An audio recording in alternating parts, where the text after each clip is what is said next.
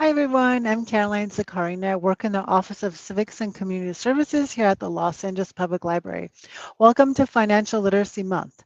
Today's presentation is called Building Wealth Through Saving and Investing and is brought to you by the Securities and Exchange Commission and the Los Angeles Public Library. Today, Carol Lally from the SEC will talk to you about investing strategies, including information on common scams and investment fraud. Investment scams related to the recent California wildfires will also be discussed. We'll have a brief Q&A after the presentation, so please send us some questions throughout the program. Take it away, Carol.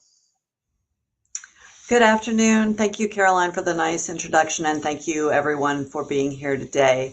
As was mentioned, I'm going to talk about planning for your financial future, investing wisely, avoiding fraud, and then towards the end of the presentation, I will talk about scams related to the California wildfires, how to identify them, and how to protect yourself for them. I do have a PowerPoint present from them. I do have a PowerPoint presentation that I'm going to give. I find, especially over webcasts, it's easier if I go through the presentation and save the questions to the end, so it's not as distracting and it runs a little more smoothly. Please feel free to put your questions in the chat as we go along, or if you want to wait and ask them verbally at the end of the presentation, I will be sure to try to answer any questions that I can. I am also going to try to take you to some of the SEC's websites at the end of the presentation so you can see the information there and how to access those websites. Before I dive in, I do have to give a caution that's there on the slide that you should see on the screen, which is essentially I am not allowed to give business or legal advice, and I probably wouldn't want my business advice anyway. This is not an official statement of the SEC. Anything that I say or that's on the slides on the screens are not an official statement of SEC policy, but hopefully we're going to share a lot of useful information today that you'll be able to take with you and plan for your future. You do see the contact information for the Los Angeles office there on the bottom right-hand side of the screen, and then I'll show it again at the end of the PowerPoint presentation. Basically, it's losangeles@sec.gov. Los Angeles office of the SEC covers all of Southern California, Arizona, Nevada, Hawaii, and the Pacific Islands. So a pretty good amount of the United States, both in terms of size and in terms of population. Just a little bit about me before we dive into the presentation. I have worked at the SEC for over 20 years. I am an attorney. I worked in the Division of Enforcement for roughly a decade, investigating and prosecuting some of the kinds of schemes we're going to talk about today. And then for the last decade or so, I have overseen the group in the Los Angeles office that conducts investor outreach, like we're doing here today, and that takes in the tips and complaints and referrals from the general public, from other federal or state agencies, evaluates them, and determines, helps the management determine which ones we're going to pursue for investigation or examination. And we'll talk a little bit about that process at the end of the presentation as well. So that's what we've got on tap. I am going to take myself off camera. I find it very distracting to look at myself and the screen and the PowerPoint at the same time, but I will come back on camera at the end. Saving and investing. As I said, hopefully there's going to be a lot of useful information for you here today. So let's get started sharing it. Almost everything that I talk about today will come from the SEC's website, investor.gov. And I will take you to that website towards the end of the presentation so you can see how to navigate it. It's really designed to be user-friendly, so hopefully you will find it easy to understand. This page is worth bookmarking because today might not be the day you are focused on your long-term finances, but tomorrow or a year from now, this page can make you a smarter investor who's more likely to build wealth over time and less likely to engage in investment scam. So I really encourage you to bookmark it and to check it out. Some people build wealth through successful businesses or having extraordinary talents or luck, but for the vast majority of us, wealth is built through, hopefully, for some of us at least, home ownership, and for most of us, the potential of long-term investing. This is the way ordinary people build wealth for their retirement and for their financial future. I'm not going to talk a lot about home buying since that involves timing and judgment and expertise that's outside of the wheelhouse of the SEC. Um, and we all know there are challenges to that in Southern California, and that's really beyond the scope of this presentation, or as I say, my own expertise. But hopefully what I will be able to do is give you somewhat of a roadmap through the second part, building wealth through saving and investing. It starts with having an emergency fund and being smart about your debt. And once you have those two steps taken care of, you can put in place the infrastructure to make regular contributions to an investment and keep doing that for a long time. And that's how most Americans work to build wealth over time. To do that, it helps to get into a mindset about how you build wealth. The first step is being able to distinguish between your wants and your needs. So you need air, but you probably don't need a $50 oxygen bar treatment. Or you need hydration, but you probably don't need an $8 latte every day. Although I will confess I did have a chai latte this morning.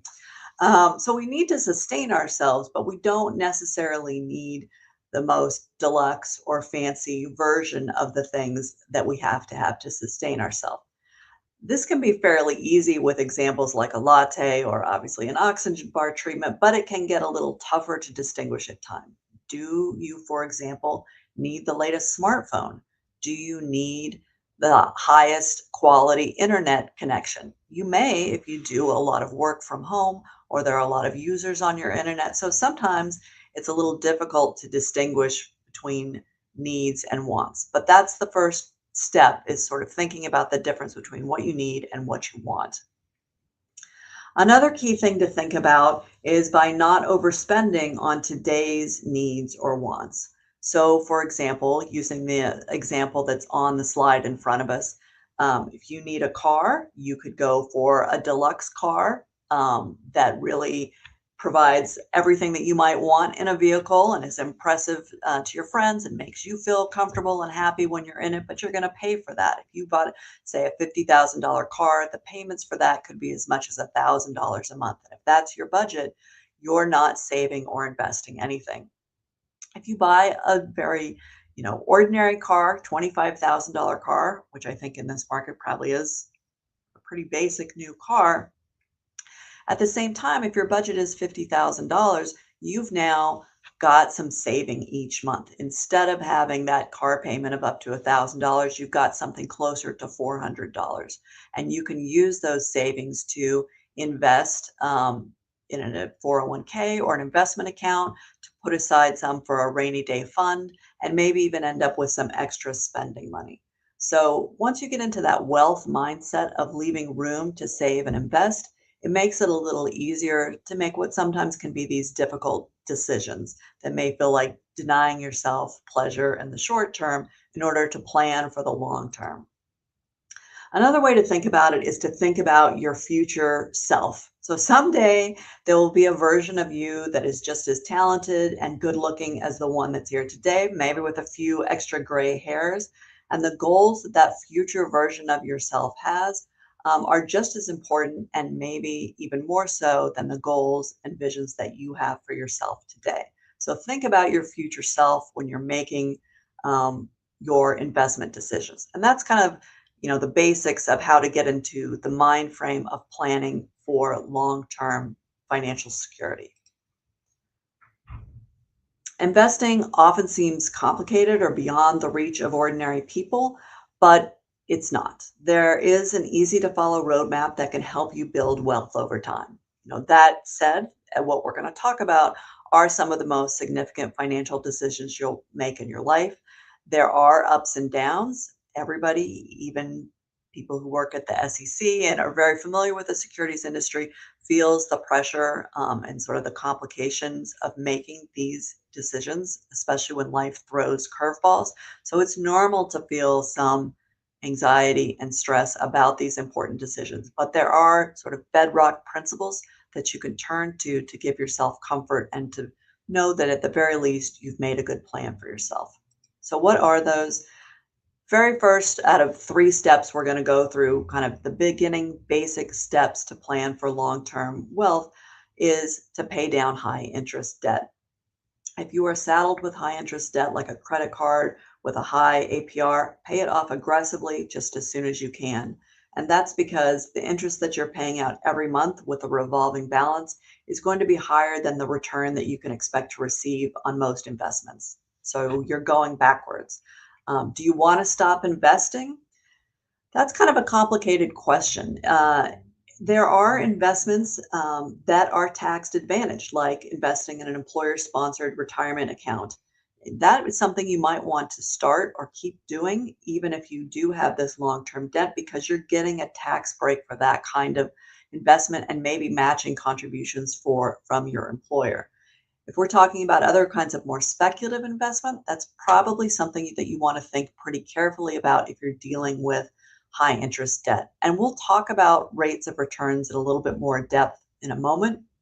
But again, thinking about a credit card that might have something like an 18 or a 20% APR, most legitimate investments are unlikely to pay that kind of return over a sustained period of time. And so it's very hard to make up that difference with investing. And if you put yourself in a position where you feel like you need to earn that kind of return, then you make yourself more vulnerable to unscrupulous actors. Credit is expensive, as we all probably know and have had some experience with. Unfortunately, not too many of us make it out of the way modern American society works without incurring some kind of credit debt at some point on a credit card or otherwise.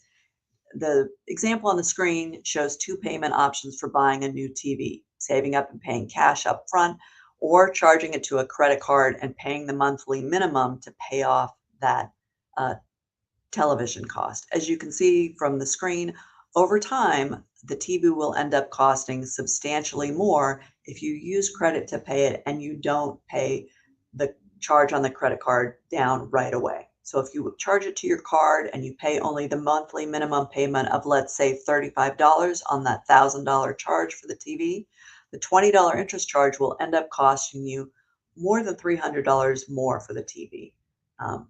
And each month, that $35 payment will go only to some portion of that $1,000 TV expense. If you pay $20, $20 will go to the TV. Out of $35, $20 might go to the TV, and the other $15 per month is paying for the convenience of borrowing money through the credit card, that interest. So that's why it's so important to try to avoid that high interest debt just as much as possible. Because if you take this example and make it writ large on much more expensive purchases or many more purchases, you can see how you can really get yourself into a difficult situation. So step one is paying off high interest debt and living within your means. Step two is having a rainy day fund in case you have an unexpected expense. So a Federal Reserve study found that nearly 4 in 10 Americans do not have enough money saved to cover an unexpected expense of $400. And we all know $400 doesn't go that far anymore. That could be a minor car repair or a cracked screen on your phone. And even a small financial shock can turn into long-term debt if you don't have an emergency fund. So if you're not doing so already, consider direct depositing a small amount of your paycheck into your savings account and taking advantage of special opportunities like a tax refund or gift money. The temptation might be to use that money for something fun, and I'm not saying you can't, but maybe you just want to use a small portion of that money for something immediate, and instead take advantage of that one-time payment and put that into your emergency fund or an investment, and that's a present for yourself at some future date, the future you. Where do you keep the emergency fund? There are a lot of advantages to keeping that emergency fund in a checking or savings account at a bank or a credit union as opposed to investing. And the advantages are that you know that money's safe. It's insured by the federal government up to $250,000 per account. When you invest money, the nature of investment is it comes with risk, and those investments are not insured. So that's the difference between a savings account and an investment account. Having an account allows your employer to direct deposit your paycheck electronically. If you get a debit card that's linked to the account, you can use the money without using cash, and that protects you from unauthorized or fraudulent transactions if you report it right away, as opposed to cash that's easy to lose. Might give you access to a lot of other bank products. You can pay your bills from your phone and have a record of how that money is spent. So these are all the advantages of having a bank account as opposed to investment account. And it might be a good idea for something like your emergency fund. The downside of a bank account, as you probably know if you have one, is that money in the bank won't grow very much. The interest rates offered on these accounts are really pretty low and probably won't keep track with inflation.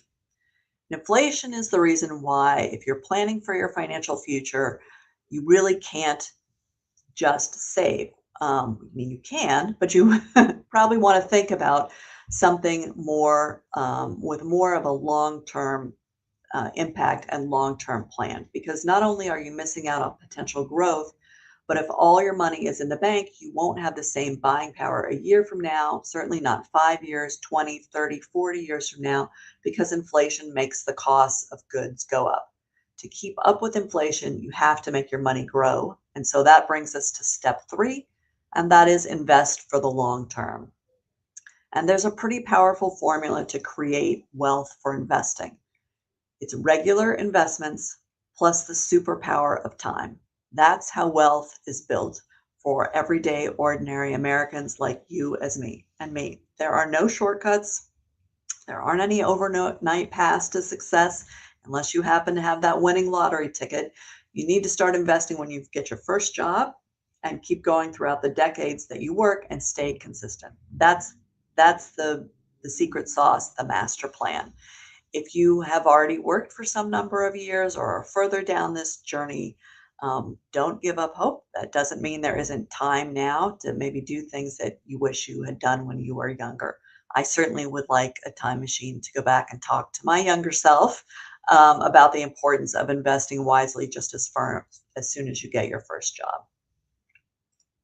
Hopefully, most people are familiar with the concept of compound interest, but let me just touch base on it for those of you that maybe are not as familiar, and it's a good refresher reminder anyway.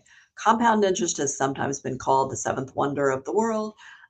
Earning compound interest on an investment is like rolling a snowball. So each time you roll a snowball, it picks up more snow. You start with that little pack of snow that you make yourself, and then you roll the snowball and it picks up snow from the ground. And each time it does so, it increases the surface area of the snowball, allowing the next rotation to pick up even more snow.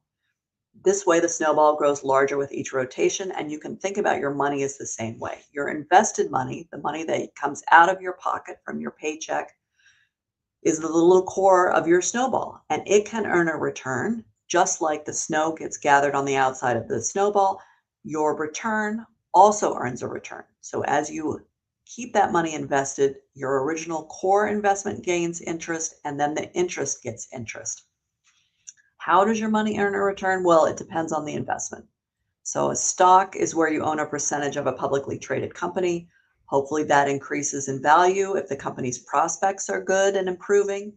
Some stocks also pay a portion of their profits to shareholders through dividends. But of course, stocks can lose value too if the company does not do well. Conversely, bonds are where you loan money to a government or a company. So you're making a loan. You are like the lender, like the bank that's the lender for the credit card, or the bank that's lending you the funds to buy a house. And you earn interest on that loan, just like the bank is earning interest on the loans that it makes over the time that you hold the bond. Typically, the interest gets paid out twice a year.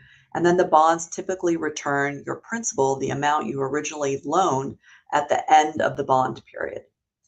Funds like mutual funds or ETFs or 401ks are popular because they give investors diversity. They can hold hundreds and thousands of different kinds of securities. They make money when the value of those underlying securities grows. So for example, if you had an S&P 500 index fund, that fund's going to grow in value when the share prices of the 500 companies that make up that fund increase in value.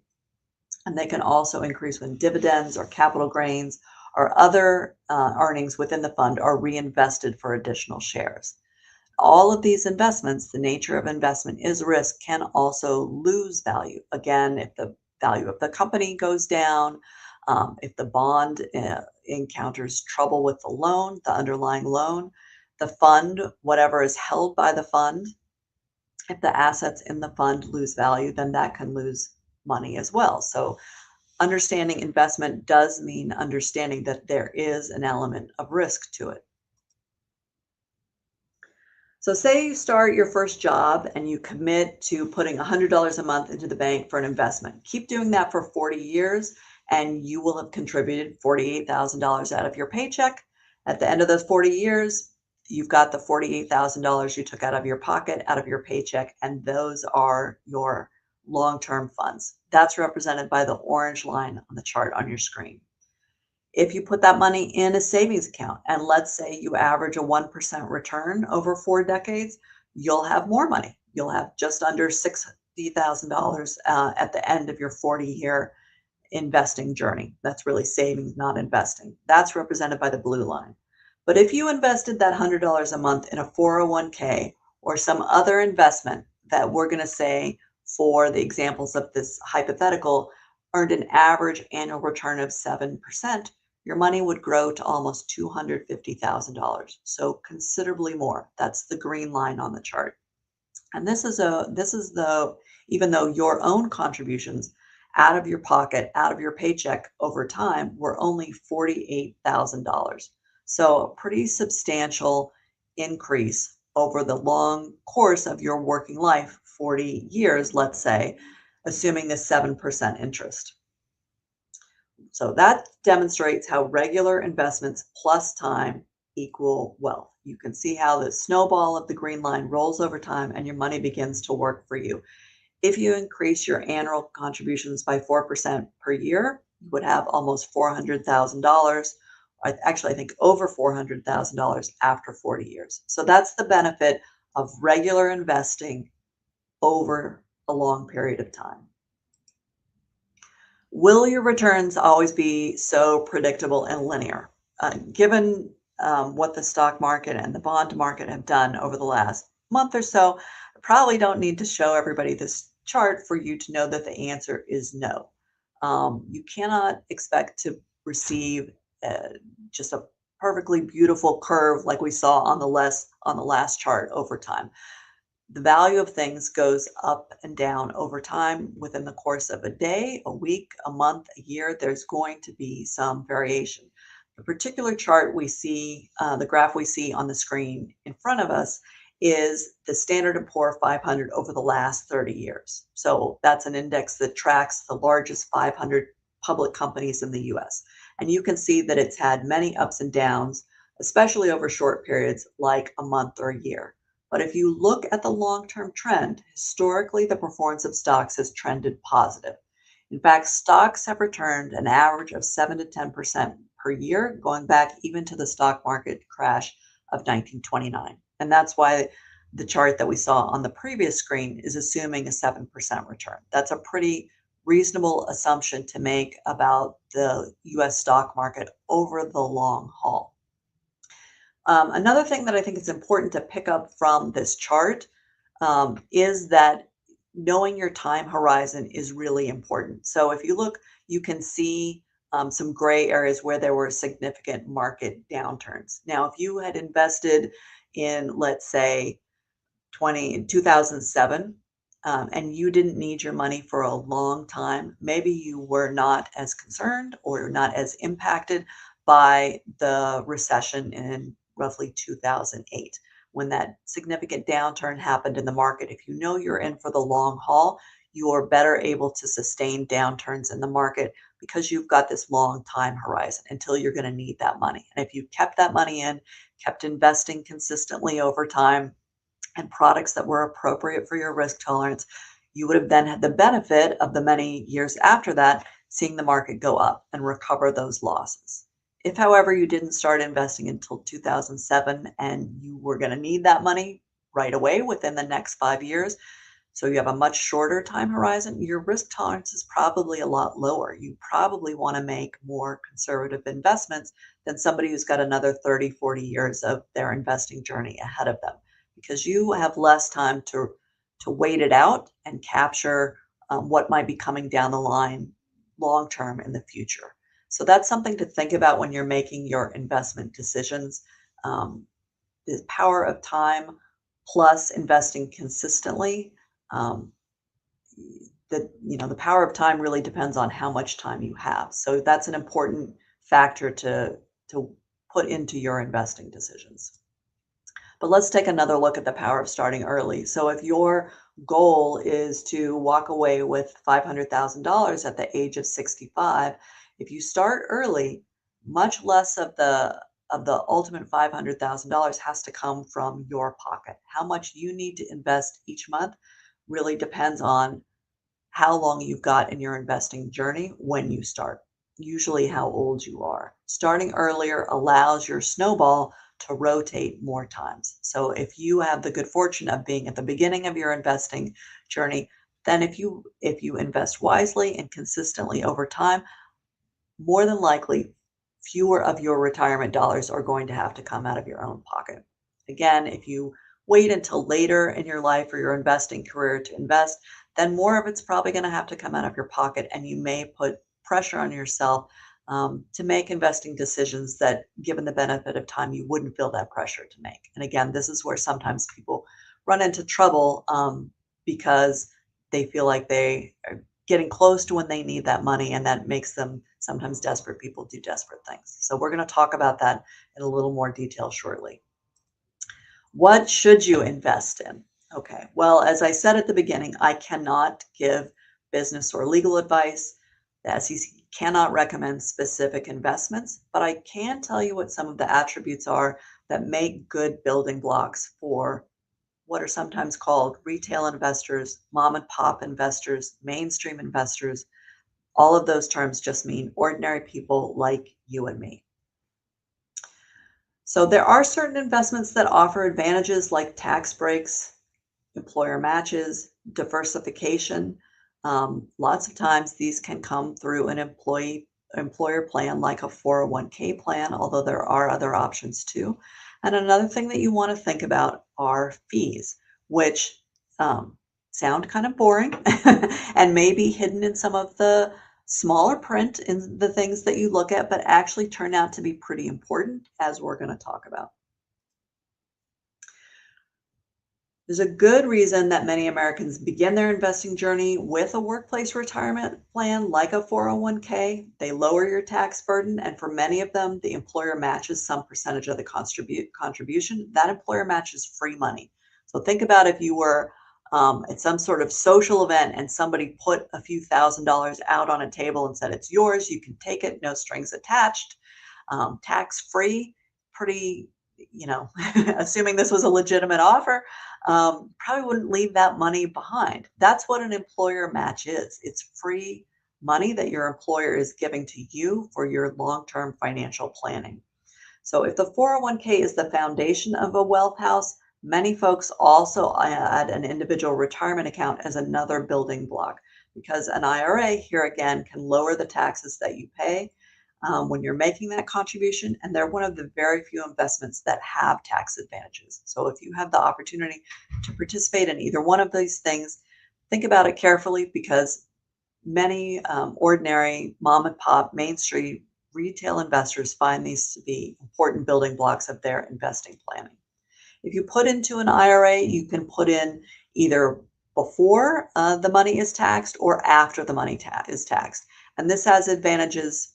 Both have advantages. One lowers your taxable income right away, and the money is going to be taxed when you withdraw it. If you participate in a Roth, you pay the taxes up front, but then the money is going to be tax-free when you withdraw it. So they both, these are the differences between the two.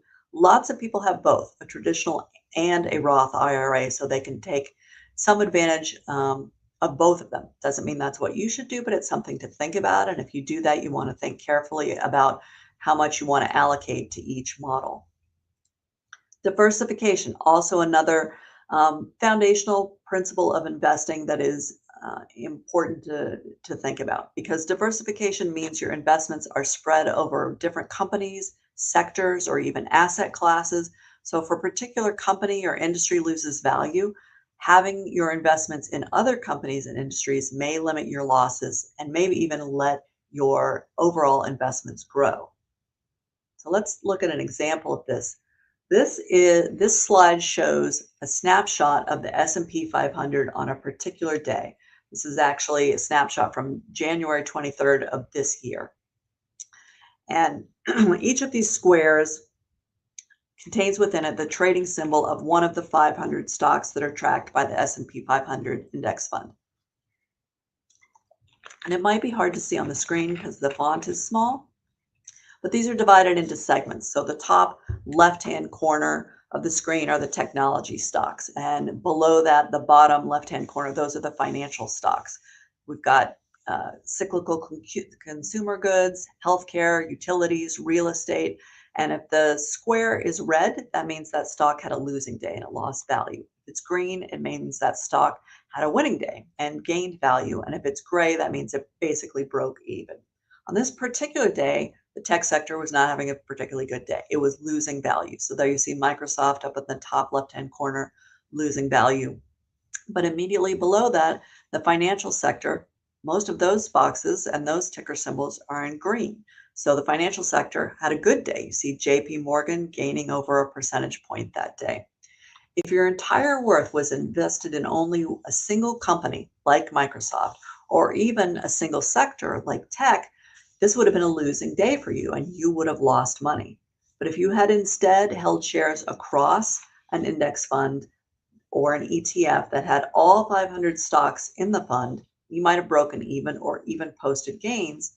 As you see on this day, other sectors did well. That's the benefit of diversification. How does that compare to something like active trading? It may sound less fun just putting your money in an index fund in a 401k than going out there and doing active trading. Maybe you'd like to buy an app and buy and sell your own stocks or other investments. You enjoy that adrenaline rush of trading, but keep in mind that studies have shown that more trading does not equal more profits, and active traders, generally speaking, underperform the market. They earn less than the market average. And buying and selling securities in a short period of time means you have to pay higher tax rate than you would for long-term investments. And there are no tax breaks or free money from your employer for regular brokerage accounts or investing apps. You get those only through your 401k or an IRA. This is not to say you should never trade in individual stocks or you should not engage in active trading. I can't give you that advice. I can't tell you what's best for you, but it's just to make you understand kind of the risks and the potential benefits of both strategies. Predicting which stocks will rise in value would be difficult. So I am old enough that I do remember when one of the companies referenced on this slide was invented. So let's say back in the 1990s, when the internet first started becoming popular, you were trying to decide which of two companies you were going to invest in. Slide says a big box retailer. I can tell you big box retailer was not even a phase back in the 1990s. If you had said to me big box retailer in the 1990s, I would have thought you meant a store that sold large boxes. So I wouldn't have even known what that meant.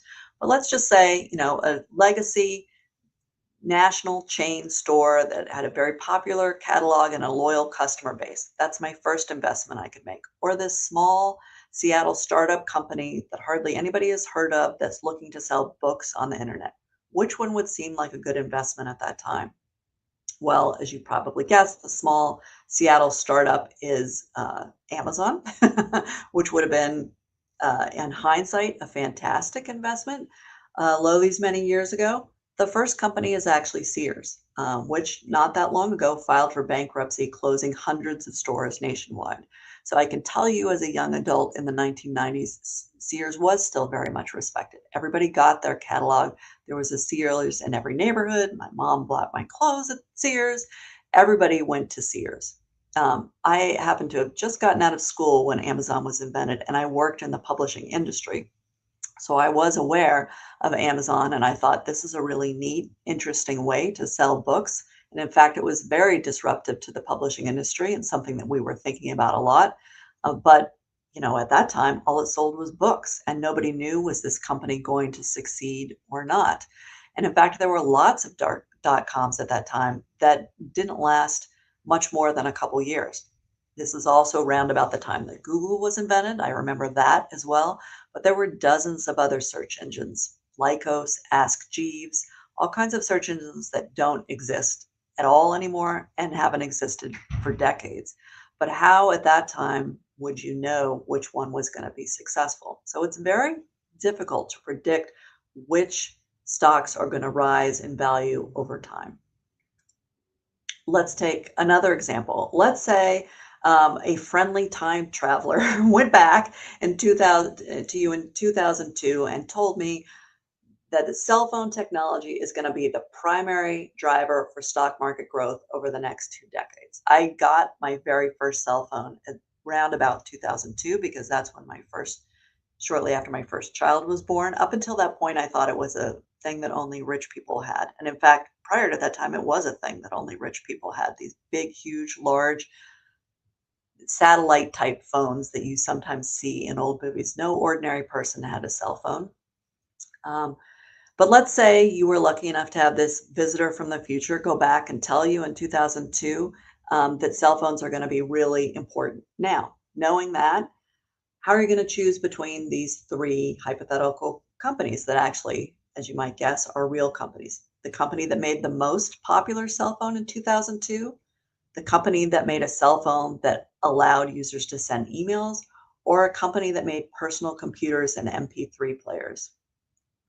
Well, the company that made the most popular cell phone in 2002 was Nokia. The company that made a cell phone that also let users send emails was Research in Motion, or RIM. That is the company that made the popular BlackBerry. And they were very popular for a long time. They were all anybody who had a kind of office job used. Or the company that made personal computers and portable MP3 players, that was Apple. And as you probably know, if you know anything about Apple, for a long time, that company was not successful. It was really the cell phone that made it into the company that it is today. Would have been very hard to predict in 2002, even if you knew that cell phone technology was going to be a primary driver of stock growth, which of these companies you should invest in. That's the beauty of diversified investing, like index funds, is, as the inventor of index funds said, you don't have to look for the needle in the haystack if you are buying the haystack. That's a paraphrase. You can see the exact quote there on the screen. So instead of spending a lot of time and effort trying to identify the one or two stocks that might be the next Google or Amazon, if you invest in an index fund, you can get the benefit of long-term stock growth without having to predict which of the many thousands of stocks are going to be the winners. There are hundreds and thousands of 401k millionaires. One single large investment company, as you can see on the screen, has over 500,000 customers with 401k accounts balances over $1 million. These are just ordinary working people. Those are the kinds of people who have 401ks, ordinary working people. The federal government equivalent of a 401k is a public sector plan called the TSP. And again, these are ordinary civil servant employees, military employees with not extraordinary salaries. And there are over 150,000 of them with more than $1 million in their federal government equivalent of a 401k. Did they get rich quickly? No. What did they do? They participated in the 401k from the beginning of their career. They took advantage of the employer match, and they contributed consistently over the long term using a horizon that was appropriate for their risk tolerance.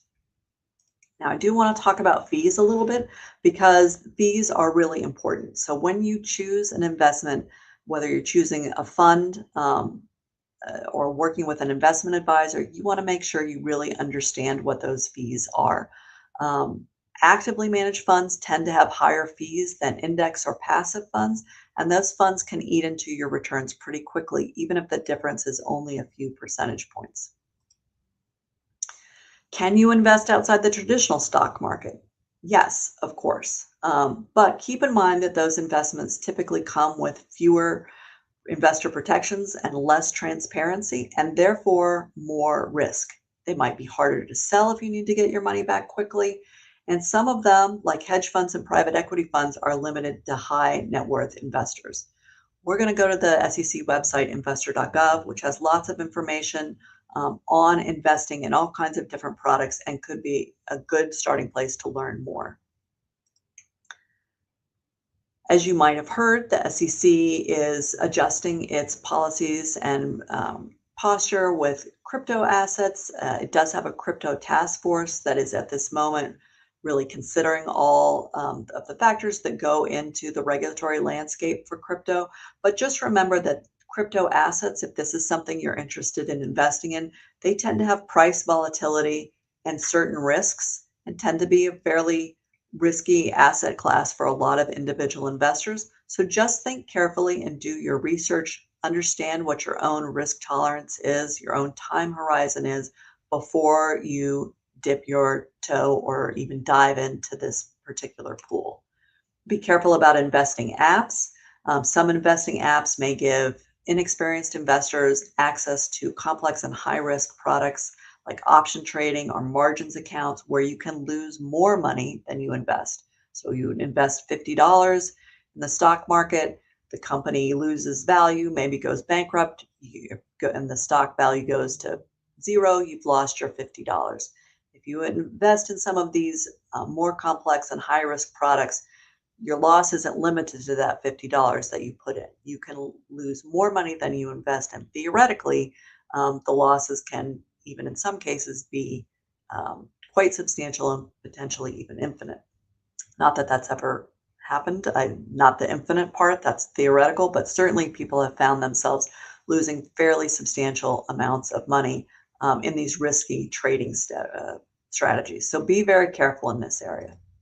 Now we're going to talk about tips to avoid fraud. And I do have some slides on this, but actually I find it helpful. The slides are going to show you certain parts of the SEC website, and I actually find it helpful to go to the website itself and kind of walk through what you can see. So I'm going to stop sharing my screen for a moment so that I can get you to the SEC website. Okay. Let's give it a minute to come up. There we go. This is the SEC website, investor.gov, that I referenced at the beginning of the presentation. So as you can see, there's a lot of really useful information on here. If you're new to investing, there are drop-down menus on introduction to investing, a lot of helpful financial tools and calculators. This compound interest calculator is the most popular thing on the website, information about protecting your investments, and then lots of additional resources. So if you are a teacher or in the military, or a veteran or an older investor, there are specific, sections where there's a lot of really useful information for you. But we're going to start here on the landing page. Oh, and let me scroll down and show you one other thing here. Should be, they might have moved this. Oh, here we go, right here. Get help. So if you have a tip or complaint that you want to submit to the SEC, here is where you would do that. And it's really a pretty straightforward form where you submit the information. Who is it that you have a complaint or question about? What's the thing that you maybe have invested in, or the representations that have been made to you, the names of the people that you want to complain about or the companies that you want to complain about. And this immediately goes into what we call our TCR system and gets evaluated by the SEC staff.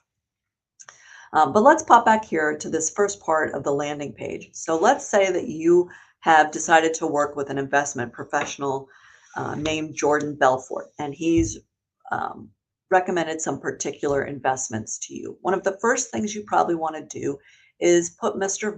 Belfort's name into our database to find out if he's registered, because to offer or sell securities on someone else's behalf for compensation in the United States, you need to be licensed and registered. And so here is where you find out if people are licensed and registered. And if they're not in this database, that's a big red flag. In this case, Mr. Belfort is But let's click on his name and get the full report and see what we can find out about Mr. Belfort. We can see that he's been barred from the SEC industry, or from the securities industry. Let's click on the detailed report and see what else we can find out about him. Here you'll get information about how this information in the report is gathered. Where does the information in the report come from? Get a little information about his background. What are the exams that he took to become at one point a broker? Where did he work? And then at the end of the report, there will be disclosure of regulatory events. These will be customer complaints, lawsuits, if he's been prosecuted by the government or FINRA, the self-regulatory organization that oversees brokers. Information about that will be in this report. And then once you have the information, you can make the decision whether or not you want to do business with this man. But at the very least, you'll be armed with a little bit of information about his background. And in this particular case, you can see Mr. Belfort's been sued by the state of Michigan, by the state of Maryland, and also by the SEC. And he's been sued in particular in connection with fraudulent and manipulative sales practices related to a security scheme. That is certainly something that I would want to know before I did business with Mr. Belfort. And if you look a little more closely, you can see he was ordered to pay disgorgement of $1.5 million plus prejudgment interest plus civil penalties. And if you don't know, Mr. Belfort is the individual who was represented by Leonardo DiCaprio in the movie The Wolf of Wall Street. He's a real person who was a securities broker barred by the SEC.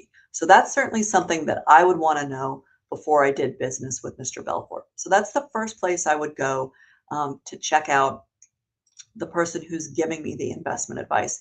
Now I want to check out the thing that they're suggesting that I invest in. So to do that, we can either start here at investor.gov and go into basically getting started and investment basics, and that will get you to the SEC website, other SEC website, sec.gov, or we can just go straight to sec.gov and search the filings. So let's say that someone's recommended that you invest in Exxon. How can you learn more about Exxon? Every public company that offers and sells its securities in the United States needs to have the securities offerings registered with the SEC. There are some exemptions and exclusions, but for the most part, that's the case. And so again, we just want to make sure at the outset that they're even in their database. If they're not in this database, that's a red flag. If they are in this database, we should be able to get a fair, oh, sorry, that's the wrong Exxon, should be able to get a fair amount of information about this company. Here will be all their public filings, their 8Ks, their 10Ks, their 10 Qs that will give information about the company itself. Who runs the company? How successful is the company being? What are their financial statements? This is where you can find this information. And again, if there's nothing in there, that's a huge red flag. If it is in there, you want to make sure you take a look at these documents. And if you're saying, I don't know a lot about these kinds of documents, there are useful tools here. Search assistance, information about the particular documents. What do they mean? How do I use Edgar? What is a 10K? All of this information can be found through some of the resources that are here in this search area right here. So those are the first two things that you want to do. And I will, if you are dealing with an investment professional or considering particular investors. One other place I want to encourage you to check out is FINRA's website, finra.org, because if you're interested in investing in a mutual fund or something similar, you probably want to get more information about that fund and certainly get the prospectus from the company that's offering the fund. But also you can go to this tool on finra.org for investors and come down here. They have various tools and calculators, but also you can get into there. I think it's on this screen here, tools and calculators. You can do the same background check that I just did for an investment professional here. You can find out about professional designations, but really what I want to look at now is the fund analyzer. And this is a very helpful tool. If you've identified a couple funds that you're interested in investing in, put their names in this fund analyzer, and you can do a side-by-side comparison of things like fees and historic performance and a lot of really useful information. So the last couple of pages I want to direct you to. The Los Angeles Regional Office does have its own web page. Again, you can get to this through sec.gov, and then you click on Division and Offices, and then at the bottom of that, there'll be regional offices, and you can click on the one for Los Angeles.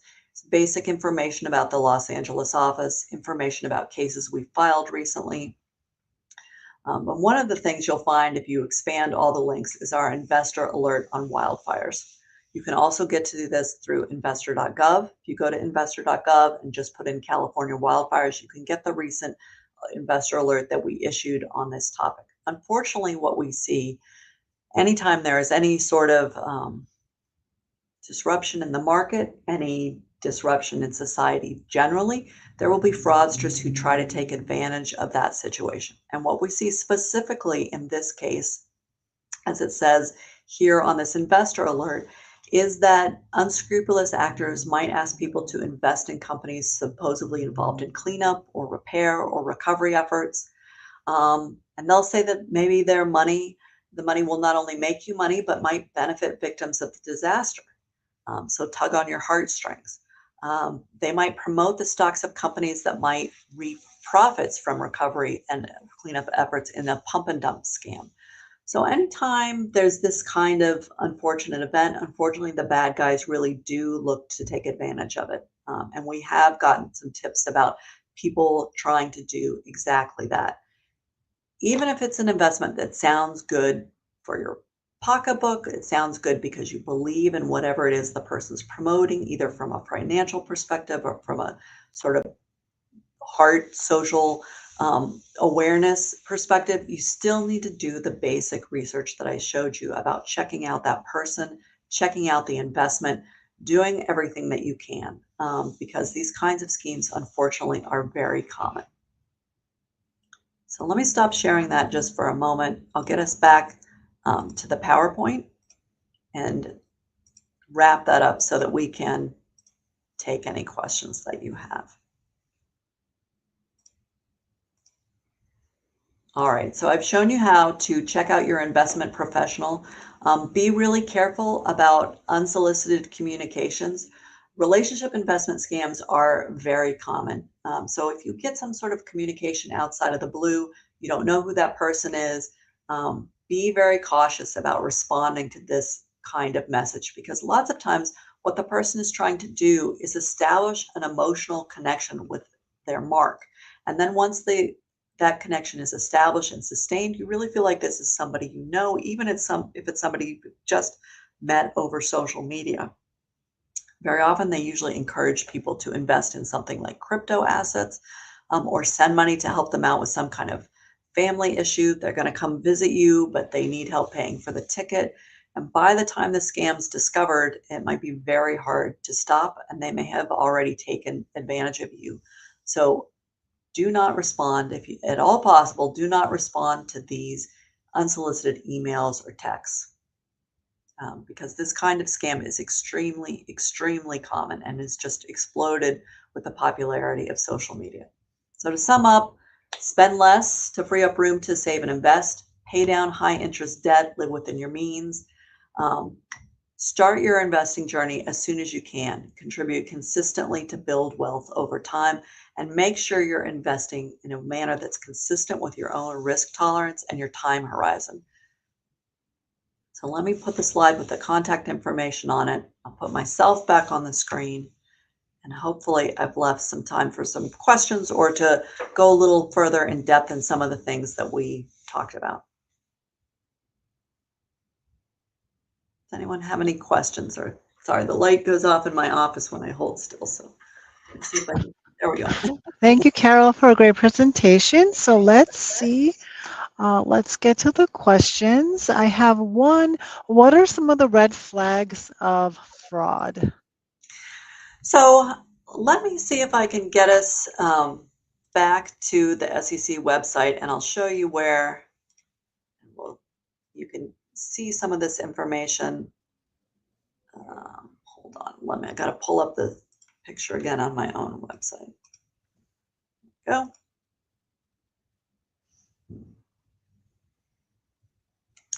Okay. Give me 1 minute just to.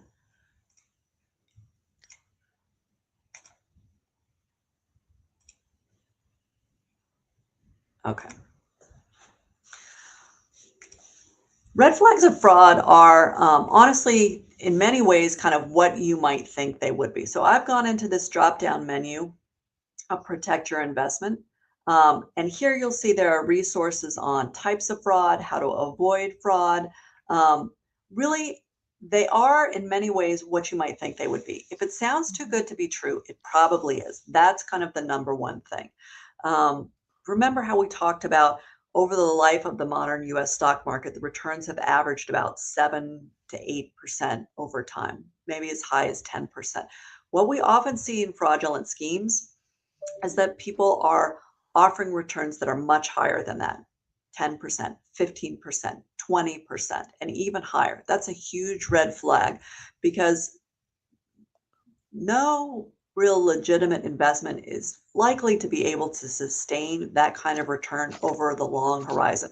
Maybe there'll be a particular month or year that's gone great, but 20, 30 years of that kind of return is pretty unheard of. If the word guarantee is used in there, that's a big red flag of fraud. All investments have risk. That's a nature of investment. Like there's gravity on this planet, there's risk with investments, and those include the risk of loss. So if somebody's using the word guarantee, they're either talking about something other than an investment or it's a red flag of fraud. If there's pressure to buy right away, these are big financial decisions. You're planning for your long-term future, so you should be allowed the time to really consider the investment opportunity. And legitimate salespeople will allow you that time. If there's no documentation, if there's nothing in writing, if they're not in these databases that I showed you, the salesperson, the investment advisor, the broker is not registered or licensed, and the investment itself does not show up in the database of Edgar, our database of registered investments, then those are two really big red flags. So really those are the kinds of things you want to look out for and think about. Are you being pressured to make a decision based on emotion, or the high pressure sales pitch, fear, or is this a thoughtful, considered approach? And that goes a long way to telling you whether or not it's a red flag of fraud. But one of the things I would do when you have a chance is go to this Protect Your Investment section of investor.gov and go through these submenus and learn more about the different types of fraud, learn more about how to avoid fraud. And if you've been a victim of fraud, definitely check out these resources for victims. Okay, perfect. Thank you. Thank you, Carol. I have another question. How can I protect myself from fraud and other risks? So definitely by doing this research that we've talked about. If you want to work with an investment professional, make sure you search for them in this right here in this database where you can check out your investment professional, and you can check out both the individual and the firm, and they should be in there. If they're not in there, that's a red flag. If they are in there, learn a little bit about their background from the information that's in this database. And then again, make sure you check out the product itself, what you're investing in the Edgar database, and educate yourself through the investor.gov website. Okay, I know we have the Edgar database at the library, so I'm going to go and check it out. My last question is, how does the SEC respond to the inquiries and tips that it receives? So you remember I showed you on this investor.gov landing page, if you scroll down, we have this Get Help section right here. And so you could submit your tips or complaints here. And as I said, this immediately goes into a database that right away is being looked at by someone at the SEC. Now, our investigations are non-public, so we can't confirm or deny that we have an investigation or that we've received a tip unless and until we take an enforcement action and file something. But I can tell you that attorneys begin evaluating this right away. And if you do have a tip you want to submit, I encourage you to check out our whistleblower resources, because if you file as a whistleblower, you may be entitled to a monetary reward if we do bring an action based on your tip. Okay, good to know. Thank you. Okay, we're at time. So thank you, Carol, for another great presentation. If anyone missed any part of this presentation, it will be available on LAPL's YouTube page at youtube.com/Los Angeles Library. Our next streaming program is Monday, April 28th from 12 to 1 p.m. It's called Being a Smart Investor with the Financial Planning Association of Los Angeles. We also have 2 more Financial Literacy Day events coming up with the FPA on Saturday, April 26th and Saturday, May 10th. At those events, individuals can make one-on-one appointments for free private consultations with a certified financial planner. So for more information on all of our Financial Literacy Month events, please visit our Financial Literacy Month webpage at labl.com/Financial Literacy Month. Thank you again and have a great rest of your day. Bye, everyone. Thank you.